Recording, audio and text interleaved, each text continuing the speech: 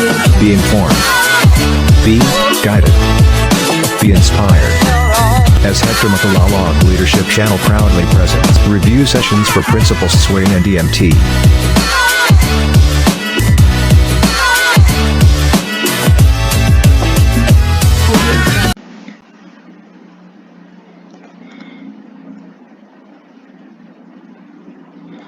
Blessed day to all of you. Isang mapagpalang araw sa inyong lahat.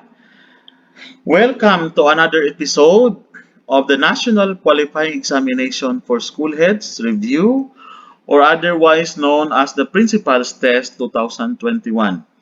Isa sa mga very important part ng isang school organization ay ang Parents Teachers Association. Kaya nga, di ba, isa sa mga domain ng ating PPSSH ay ang building connections. Kaya nararapat lamang na malaman natin ang pamamaraan ng guidelines on the conduct for PTA elections at the school level under federations. Ito po ang inyong lingkod, Hector D.N. Macalalag, the Assistant Schools Division Superintendent. So this is DepED Order number 77, series of 2009. This is a sequel or amendment of DepED Order number 54, series of 2009. Pursuant to DepED Order number 54, series of 2009, on the revised guidelines governing Parents-Teachers Associations at the school level, the following shall be observed by the public elementary and secondary schools every school year. The organization of Homeroom PTAs and election of their officers from among the parents or guardians shall be held within 15 days from the start of the school year. So, yan yung isa sa ating mga tatandaan kasi kung kailan tayo nag-start ng school year, hindi pwede agad-agad mag-elect agad tayo or yung napakatagal naman. So, in our case, for this school year, dapat by October, 15 days after the start of the school year, dapat nakapag-organize na tayo ng Homeroom PTA elections. The elections of the members of Board of Directors of the School PTA from among the elected Homeroom Presidents and Homeroom Advisors shall be within 30 days from the start of the school year. So kung yung pag-elect ng Homeroom PTA ay 15 days, ang pag-elect naman ng School PTA ay 30 days from the start of the school year. And the election of officers of the School PTA from among the BOD members shall be on the same day of their election to the BOD. Kasi naman, di ba mag-i-elect ka ng Board of Directors on a certain day, sabi 30 days from the start of the school year. So sa araw din yon na mabubuo na yung Board of Directors, dapat makapag-elect na ng School PTA officers. Kasi naman yung mga School PTA officers, galing yon sa Board of Directors. The elections of officers of the Municipal and City Federation of PTAs from among the presidents of the School PTAs of all public elementary and secondary schools shall be held within 45 days from the start of the school year. So, lahat ng paaralan ng president sa isang municipality or city, PTA, lahat ng mga president ng mga public elementary and secondary schools, magkukumbinyan sila within 45 days from the start of the school year in order to elect the municipal and city federations of PTAs sa certain municipality. So, tandaan, ang kanyang timeline ay 45 days from the start of the school year. So, kailangan very particular tayo sa ating mga timeline. The election of officers of the Provincial Federation of PTAs from among the presidents of the Municipal and City Federation in case of component cities shall be held within 60 days from the start of the school year. So, dapat yung election ng ating officers ng federation, ng provincial, ay galing yon sa mga presidents ng ating mga municipal and city federations in case of component cities. So, pag component city pa, kasali pa siya sa Provincial Federation of PTA Presidents. Elections elections already conducted in accordance with the provisions of DepED Order No. 54, Series of 2009, shall be valid for school year 2009-2010. So, yung nakandak na elections that is based on DepED Order No. 54, Series of 2009, ay valid lamang sa isang school year. Sa school year na yon.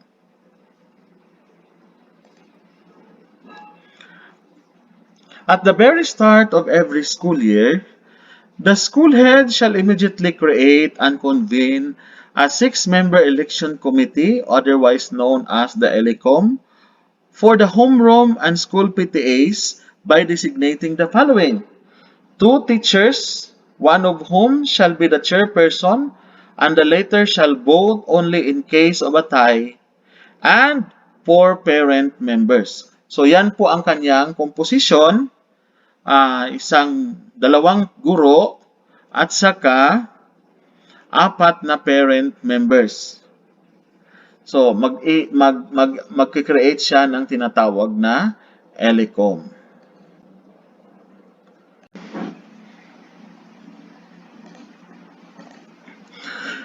The ELECOM shall have overall supervision over the conduct of the elections of the homeroom PTAs and direct supervision over the conduct of the election of the BOD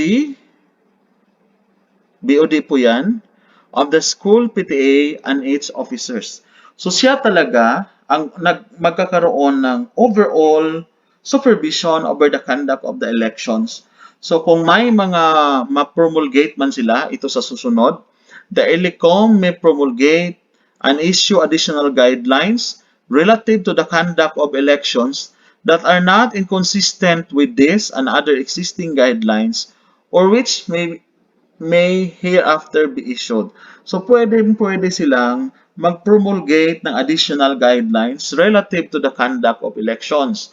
Kasi naman may mga kaunti-kunting bagay na pwede nilang i-innovate, no? Sa pag-prepare ng mga ballot box, sa pamamaraan ng pag-vote, kasi secret ballot yan, no? Hindi pwede ang Viva Voce. Doon lang sa classroom yung mga Viva Voce. Viva Voce, ibig sabihin mag-raise ng mga hands. Pero dyan sa pag-elect ng mga BOD at saka mga school PTA officers at pataas, secret ballot talaga yan.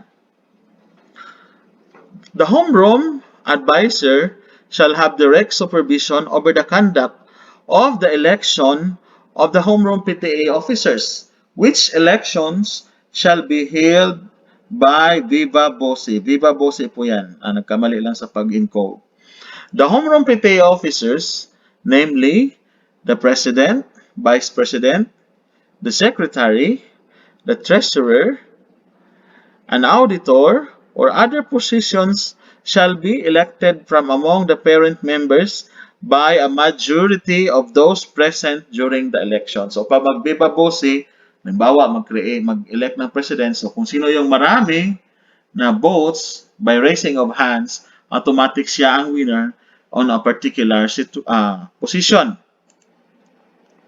In case of a tie, among 2 or more candidates, a runoff elections shall be immediately held only among the candidates involved in the tie until the tie is resolved.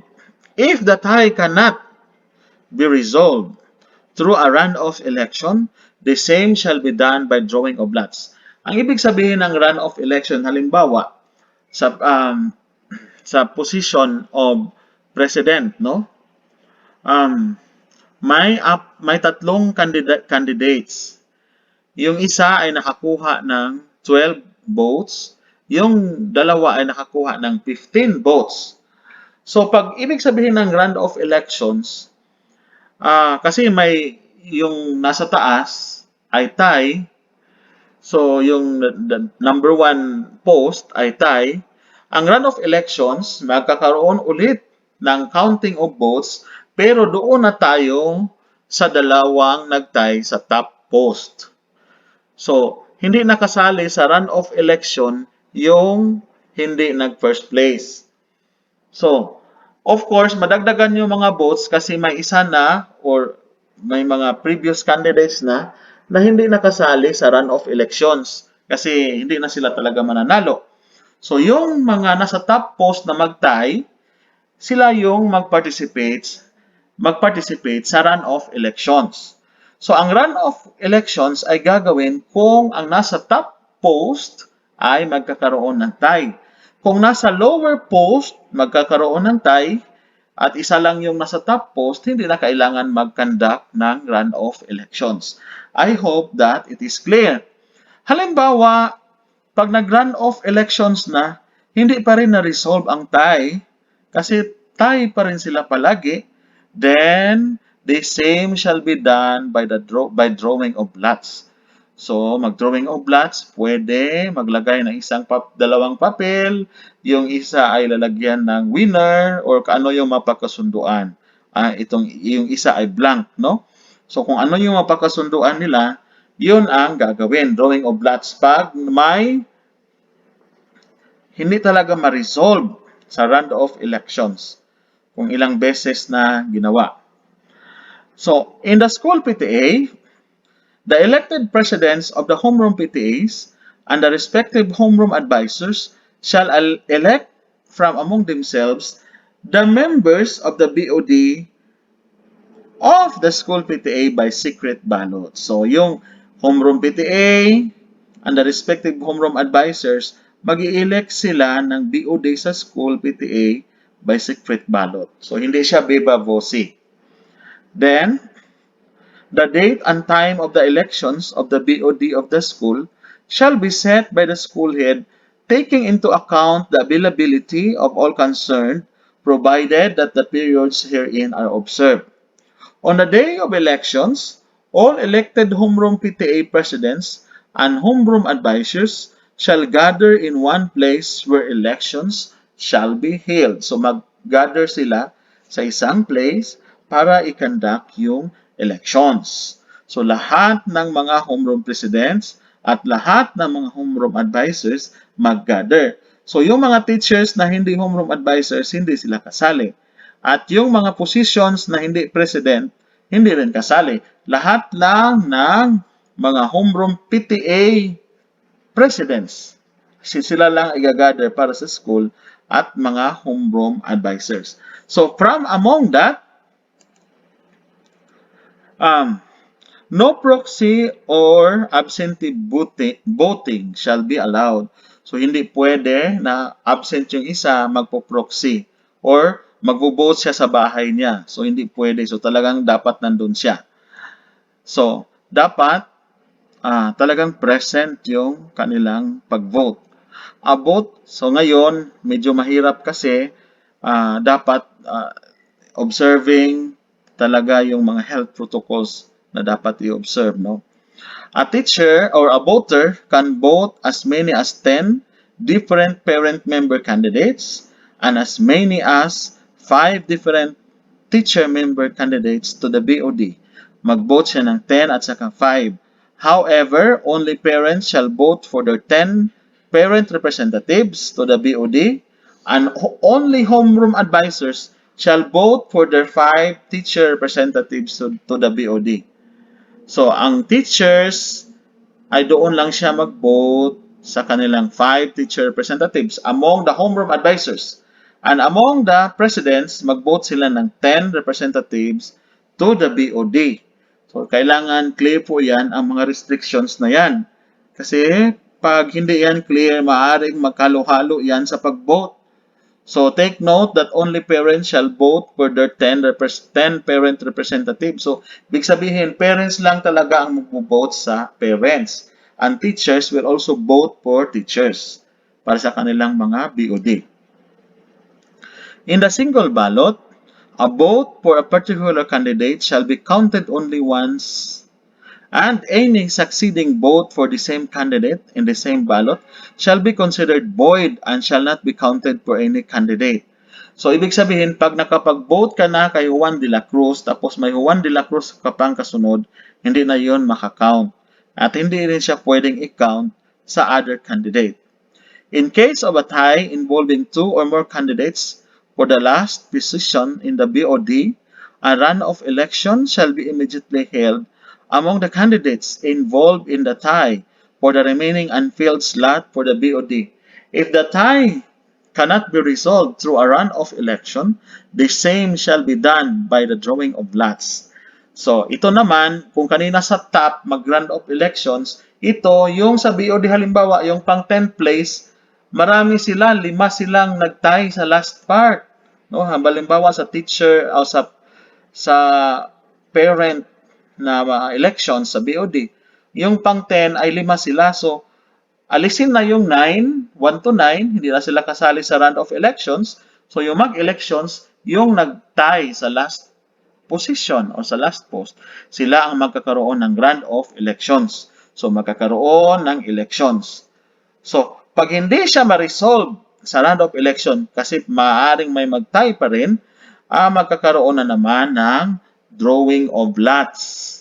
So, hindi talaga mawala yung drawing of lots. So, kasi pag hindi siya ma-resolve, they will resolve to the drawing of lots.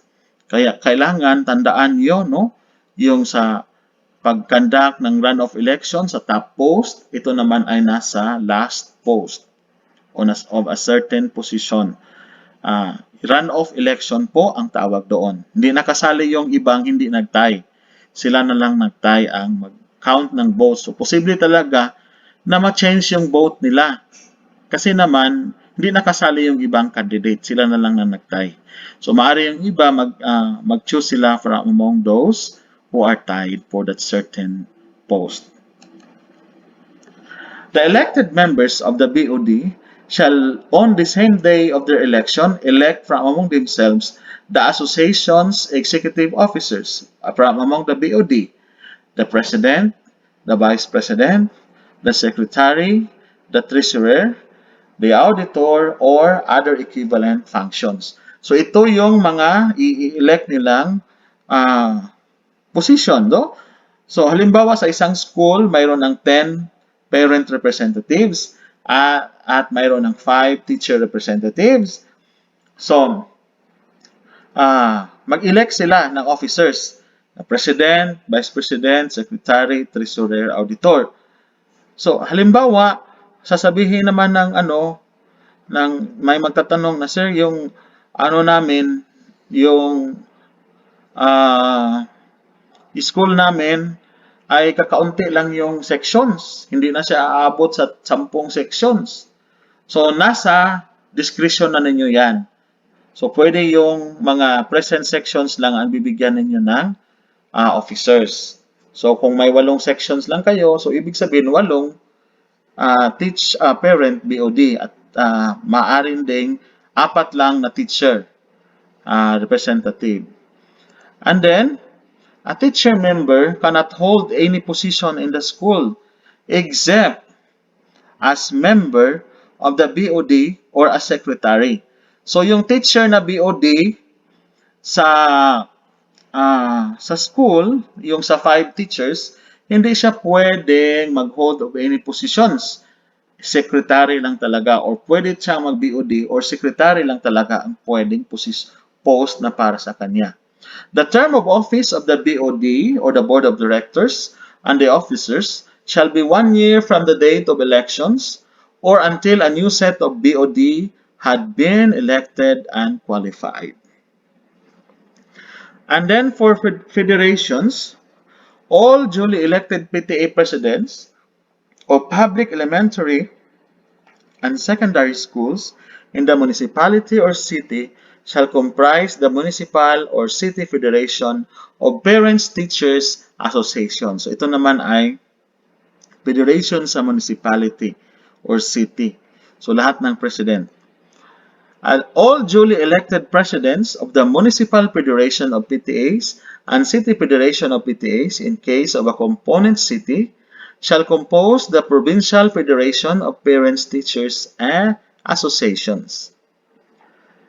So, kasi yung component city, part pa talaga siya ng province. Unless otherwise, it is called as highly urbanized city. Kasi talagang independent na sila.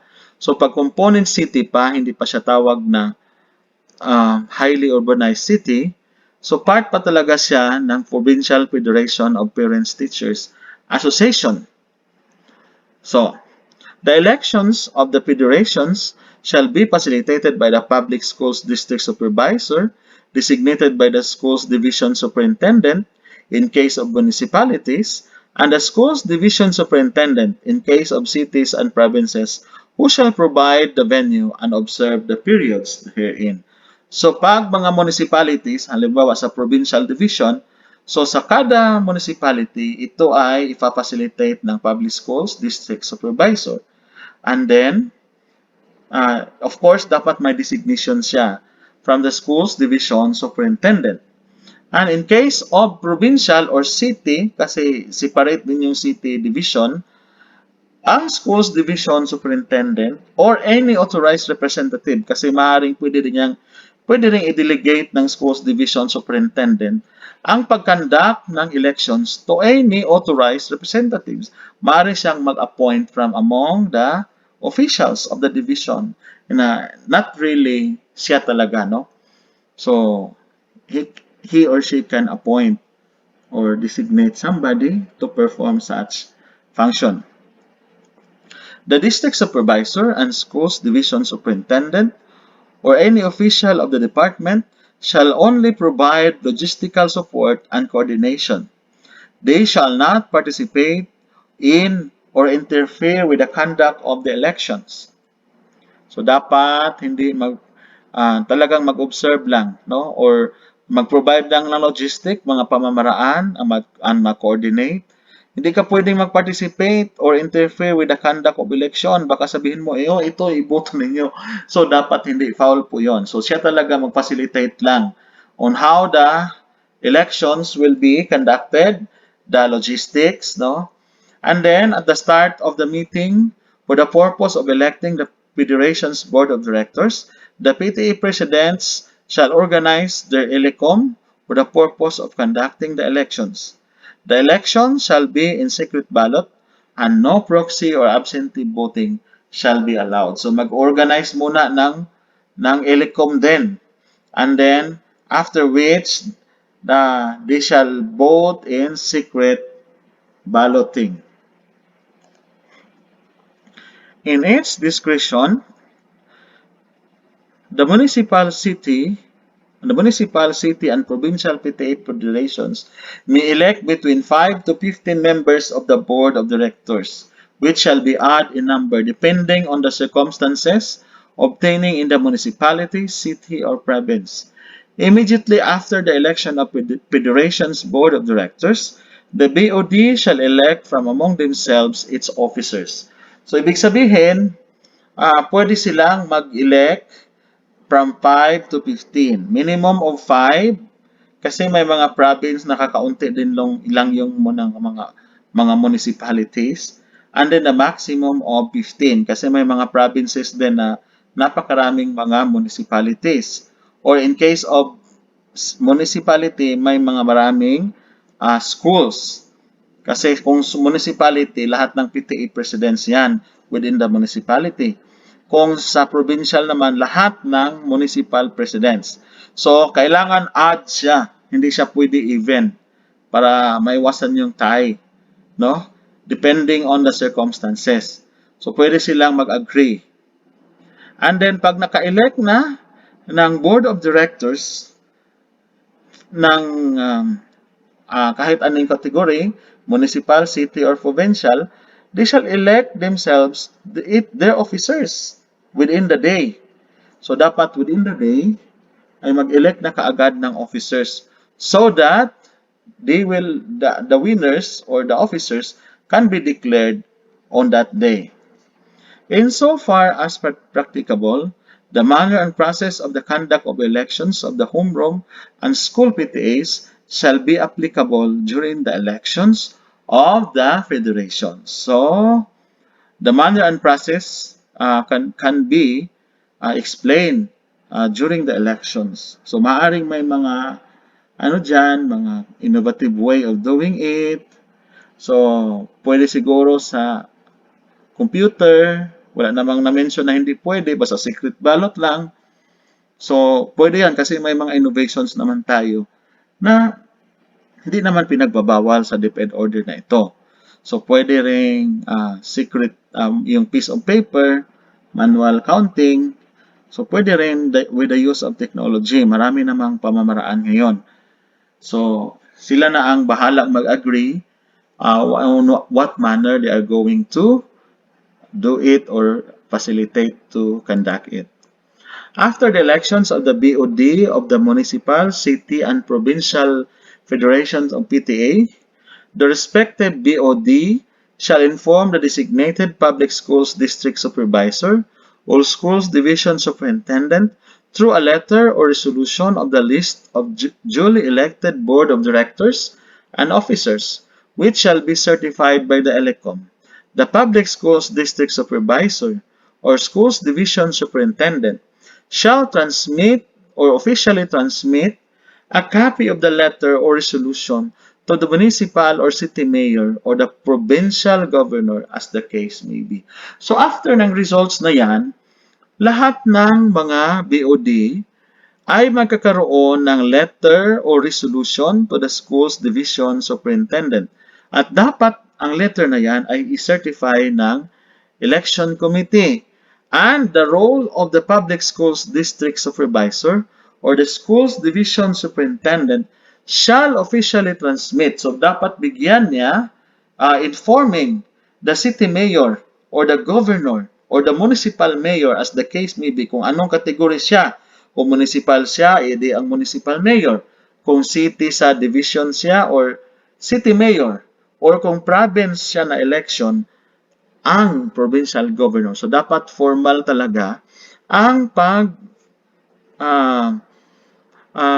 pag-i-inform natin sa mayor or sa governor as the case may be. So, formal through a form of resolution at dapat huwag kaligtaan that should be duly certified by the ELECOM or the election committee that was formed prior to the conduct of the election.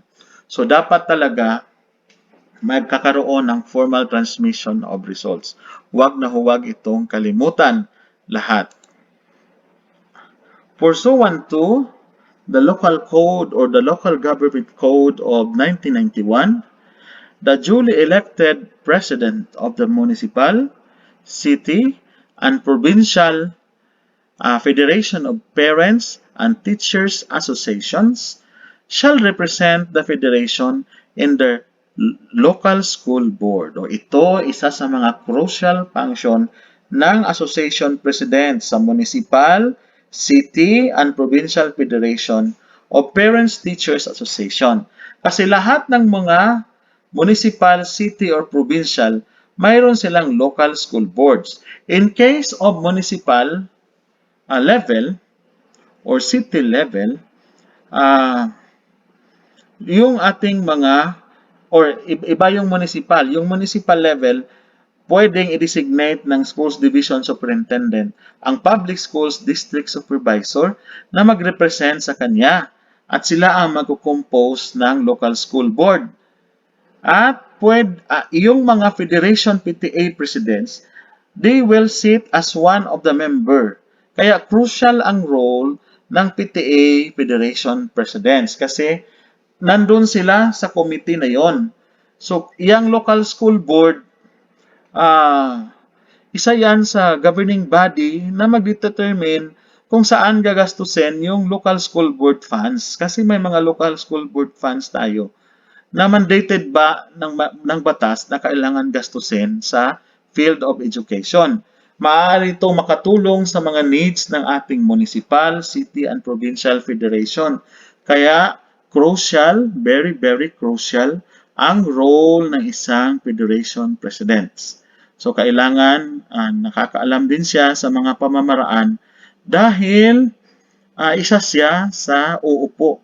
Remember, hindi lahat ng nakakaupo dyan hindi lahat ay binibigyan ng chance na makakaupo dyan sa local school board. Crucial yung local school board. At in case of city, of course, kung city division yan, ang Schools Division Superintendent ang uupo dyan as co-chair ng mayor. In case of municipal, sabi ko na kanina, yung Public Schools District Supervisor. And in case of Provincial Federation, of course, sa provincial, so isang division din yan. So yung Schools Division Superintendent also will act as the Vice Chair of the local school board. So, yung PTA Federation President, siya ang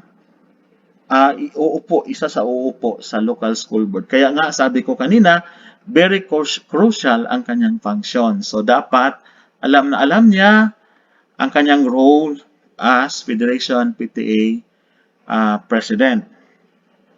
And then, kasi magkakaroon yan ng mga meetings, succeeding meetings. And they will make decisions that is crucial to a certain municipal or city or province. Kasi yung mga needs ng ating mga paaralan, i-discuss dyan. So kung walang voice ang mga parents, kailangan you have to be the voice of the parents as you sit on that local school board. Kaya naman, dapat talaga deserving yung mananalo ng Federation Presidents. Alam ko lahat naman talaga deserving. So, alam na yan. So, all existing DepED memo, orders, and other administrative issuances of similar natures which are inconsistent with this order are hereby deemed repealed and superseded accordingly. And so far, itong 2009 na issuance na ito, wala pa pong nakasupersede na guidelines sa PTA elections and PTA guidelines. So far, ito pa yung ginagamit ng lahat ng mga paaralan. So, prior to this, sabi niya, prior to this DepED Order 77, series of 2009, lahat ng mga orders which are inconsistent with this order are hereby deemed repealed and superseded accordingly. So, ganun naman talaga pag may mga bagong issuances, lahat ng mga issuances na maaring not in line with that issuance na bago ay superseded na po siya. Kaya, dapat nating tandaan ang guidelines na ito. So, thank you for watching my leadership channel. Ito ay ang siyam ko na video. Pang siyam ba or pang 8. So, maraming salamat sa mga nanonood. Watch out for new episodes. Isa-isahin ko po ang mga strand ng ating domain, different domains ng ating PPSH.